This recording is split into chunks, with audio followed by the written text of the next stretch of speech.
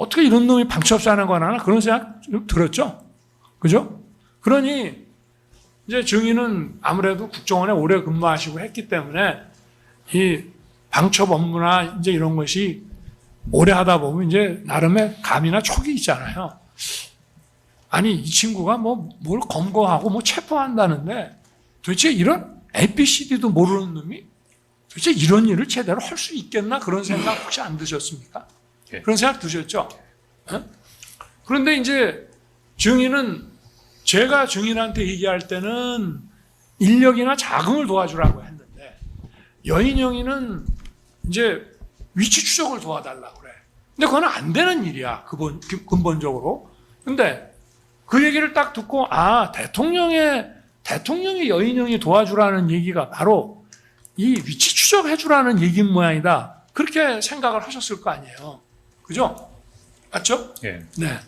근데 증인도 그 위치 추적 얘기 딱 들었을 때, 야, 이거 여인영이 이놈 이거 좀 황당한 애네. 어떻게 이런 놈이 방첩사령관 하냐라는 생각이 들듯이 대통령이 도와주라는 얘기가 위치 추적이었구나라고 생각이 되면 적어도 대통령은 어찌됐든 뭐 증인처럼 방첩 업무를 오래 하지는 않았지만 검사 생활을 한 20몇 년 한 사람이란 말이에요. 총장도 지내고.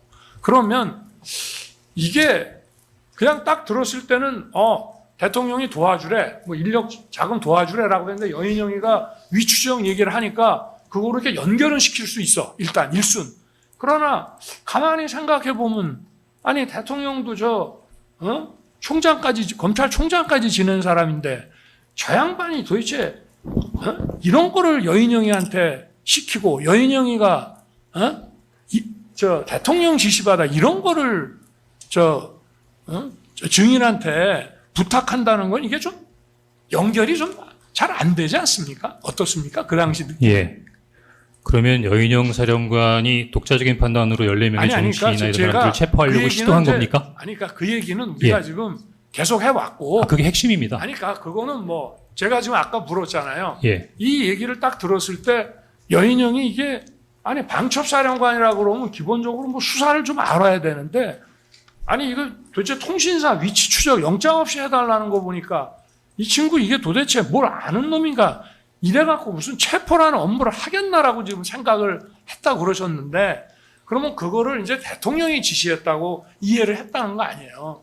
그러면 대통령도 뭐 다 아시잖아. 검사 생활 오래 한 거. 근데 그게 일수는 그런 생각을 들 수가 있어. 그러나 다시 한번 생각해 보면 야 이게 대통령이 지시해서 이런 위치 추적 같은 거를 하게끔 한다는 게 곰곰이 생각해 보면 좀 어색하고 좀 이상하지 않았냐는 걸 묻는 거예요, 그냥. 예. 답할까요? 예? 예. 대통령이 지시하지도 않았는데 네. 일개 군의 삼성 장군인 밤촉사령관이 이재명 야당 대표, 우원식 국회의장, 한동훈 여당 대표를 체포 구금해서 방첩사 구금시설에 구금하고 심문하겠다고 하는 거는 그러면 방첩사령관 혼자의 생각이란 말씀이십니까? 아니 그게 요지입니다. 그 요지인데 예. 그거는 이제 우리 증인의 요지고 네. 근데 우리가 이제 공통적인 측면에서 이제 얘기를 하면 아까 예. 얘기한 것처럼 여인영 방첩사령관도 증인한테 이런 실시간 위치 추적 부탁하는 거 보니까 이 친구 이거 좀 이상하네라는 생각이 들었으면 피고인 부하에게 책임을 전가하시는 건 아니죠? 아니 그 얘기를 하는 게 지금 아니에요. 네, 증인 이 영상 보셨죠? 이 영상은 2025년 11월 20일 홍장원 증인이 나왔을 때 피고인이 직접 반대 신문을 하면서 질문을 했던 내용입니다. 관련해서 몇 가지 질문 드리겠습니다. 네. 피고인은 2025년 11월 20일 홍장원 증인신문 과정에서 홍장원을 상대로 직접 반대 신문을 진행하면서 증인, 즉 오늘 여인영 사령관을 말하는 겁니다. 여인영 사령관이 체포를 위한 위치 추적이라는 수사의 ABC도 모르는 행위를 하려고 하였다면서 마치 피고인이 지시하지 않은 일을 증인이 했다는 취지의 신문을 하였는데 증인이 이와 같은 지시도 없이 위치 추적을 하려고 한 것입니까? 잠깐만요. 지금 동영상 전체적인 취지는 대통령이 지시하지 않은 상황을 여인영 사령관이 했다는 것이 아니라 대통령이 설명하고자 하는 것은 수사를 아는 사람이라면 기본적으로 이런 상황에서는 체포 지시나 체포 요구를 할 수 없다는 것을 설명하는 것이지 피고인이 지시하지 않은 사항을 여인영 사령관이 했다는 것으로 반문하거나 질문하는 것이 아닙니다. 근데 지금 여기는 피고인이 지시하지 않은 일을 증인했다는 취지로 신문하였다. 이렇게 단정적으로 얘기를 했는데 전반적으로 내용을 보십시오. 대통령께서 주장하시는 것은 적어도 방첩사령관이면 수사 ABC를 안다면 그런 상황에서는 체포 지시를 할 수 없는 상황인데 그런 지시가 내려갈 수 있겠냐. 또 대통령도 수사를 오래 했던 사람이기 때문에 체포 지시를 할 수 없다는 상황을 설명하는 것이지 지시가 재판장님 저 있는지 부분은 없는지와 의견서로 관련된 주장을 부분이 해야 될 아닌데 부분이고 이의 그러니까 제기할 사항은 알겠습니다. 아닌 것으로 잠깐만요. 보입니다. 알겠습니다. 그래서 좀 전에 그 말씀하신 내용은 녹취서에 남겨놓겠습니다. 아니 그렇게 내용은 말씀하신 분명히 그런 신문이 아닌 취지가 아닌 것은 명확한데 그것을 이런 식으로 해석을 하고 간주를 하는 것은 분명히 문제가 있습니다. 그러니까요. 그렇게 지금 그거를 지금 지적하시려고 하시는 거니까 그 말씀은 녹취서에 남겨놓겠습니다. 예. 진행하실까? 이따 또 재반되신 분 어차피 기회가 있으니까요. 제가 그때 말씀하셔도 되죠. 물어본 취지는요. 근본적으로 아니 그러니까 예. 지금 다 말씀을 주셨기 때문에 아니 그러니까 근본적으로 그럼 짧게 예. 예. 녹취서에 남겨놓을 불가능한 말씀. 일. 예. 뭐 위치 추적이든 뭐 체포든 근본적으로 내가 이거 말고도 얘기를 조금 더 했습니다. 예? 뭐라고 했냐면 계엄이 길어져 가지고 뭐 예를 들어서 포고령이 뭐 계속 나와 가지고 나중에 무슨 포고령 위반을 수사하면서 영장 없이 할 수 있는 단계가 아니고 이거는 계엄 시작하자마자 전격적인 이런 체포나 이런 위치 추적이라든가 이런 통신사 자료 같은 거를 확보하는 것이 원천적으로 불가능한 일인데 이 불가능한 일을 자기 입장을 물어보는 거예요. 여인영이 뭐 이걸 모르냐는 게 네 입장에서 그런 생각이 들지 않니? 이게 불가능한 일이 아니냐라고 제가 질문을 했던 것이고 요걸 이렇게 딱 뽑아가지고 지금 이런 식으로 하는데 안 되는 원천적으로 불가능한 일이었다고 하는 것을 그날 설명을 한 겁니다. 요거 예. 올려주시기 바랍니다. 예, 알겠습니다. 녹취서에 그렇게 남겨놓겠습니다. 예. 일단 계속 하실까요? 계속 진행하겠습니다. 예. 지금 방금 저희가 영상을 보여드렸는데 관련해서 증인은 그러면 상관의 이런 지시도 없이 본인이 경찰청장한테 연락을 해서 위치 확인도 요청하고 홍정환에게 연락해서 체포의 명단에 관해 이야기해주면서 위치 확인을 요청하고 이랬던 것입니까? 그러니까 이 질문의 요지가 뭐죠? 그러니까 본인이 네. 지시 없이 이런 일을 하려고 했는지 여쭤본 겁니다. 저는 지시 받는 입장이라고 분명히 말씀드렸습니다. 네. 다음 질문입니다. 이재명, 우원식, 한동훈 등을 비롯한 정치인 등의 체포 내지는 위치 추적은 국군 통수권자이자 국정의 최고 책임자인 대통령 이외에 단순히 부처의 장관인 국방부 장관이나 부대의 사령관 선에서 결정할 수 있는 사안은 아닌 것으로 보이는데 맞습니까? 그건 증언하지 않겠습니다.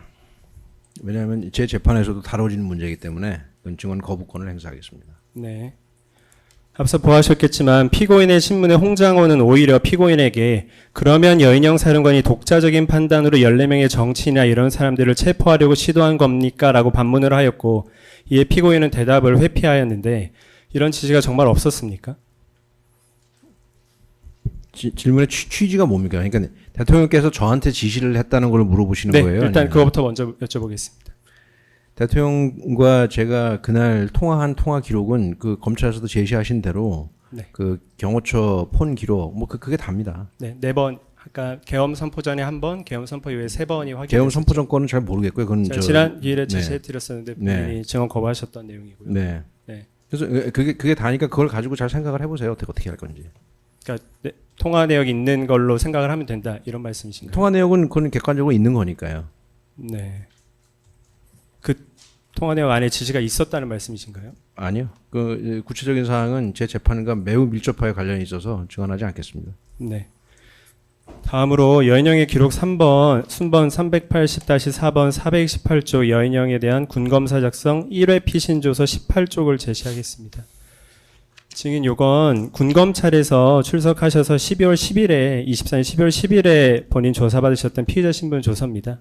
저희가 지난 기일에 진정 성립할 때도 제시했던 자료인데요.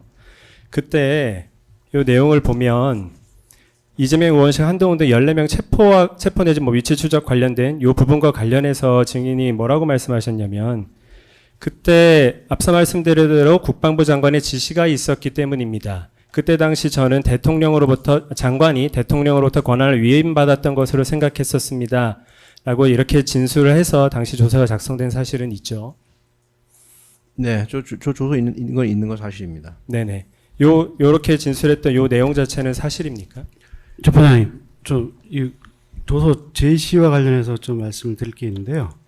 이게 검사님이 주신문할 때는 제시 안 하신 이유가 이제 증거 능력 문제 때문에 제시를 안 하시다가 저희들이 이제 제시하는 걸 보고 아마 재주신문할 때는 다시 제시하는 것으로 보입니다.